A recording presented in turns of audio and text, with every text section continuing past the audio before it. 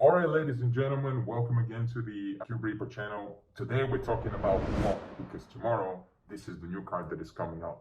Who is BLOB? This guy is basically a walking, talking gravitational field, straight out of the X-Men comics.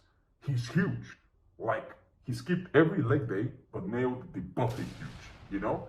And he's got this talent for making himself as unmovable as your uncle at Thanksgiving dinner after he had his third plate. So in this game of Snap, BLOB is this massive card. A 6'4" is not that much, but when you play him, he turns into a Godzilla because he merges with your entire deck. It's like when you eat one too many burritos and suddenly none of your pants fit. This guy's power isn't just about being strong.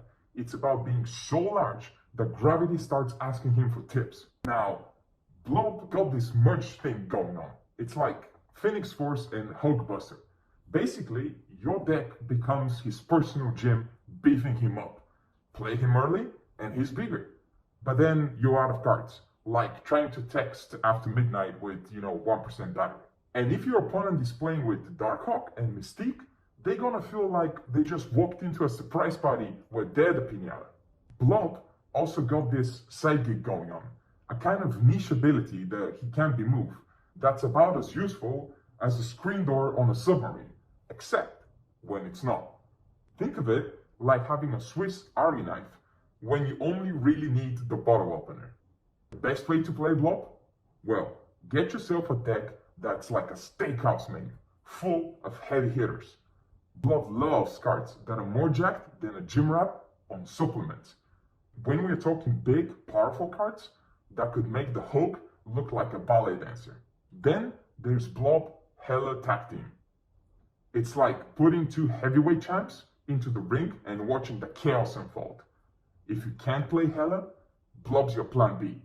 Like when the ice cream machine at McDonald's is broken, but there's Dairy Queen next door. And don't get me started on the Electro Ram decks.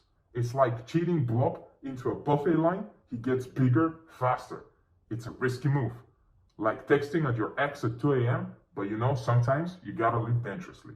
You could also toss BLOB into a zero deck, where he plays nice with all the big guys like himself. Sentry and Red Skull. Just watch out for Sauron, because he's as friendly to Bob as a vegan at a barbecue. Then there's Thanos and Mr. Negative. BLOB with these guys is like a bouncer at a nightclub. He doesn't need much to be effective. He just needs sheer size and presence. But here's the kicker. Despite being as big as a house, BLOB got some weaknesses. He's like that one friend who's super strong, but just can't handle spiders. Watch out for Shang-Chi and Shadow King. They'll make BLOB to wish that he stayed in bed. So is BLOB worth the 6,000 tokens? That's like asking if an extra scoop of ice cream is worth the calories. I mean, sure, he's vulnerable to some counter cards, but who can resist playing with this walking mountain? So will I be stuffing BLOB into every deck I have? I mean, probably. Is it smart? I mean, who cares?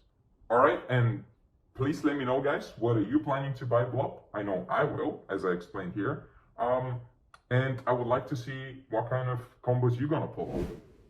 And until next time, bye.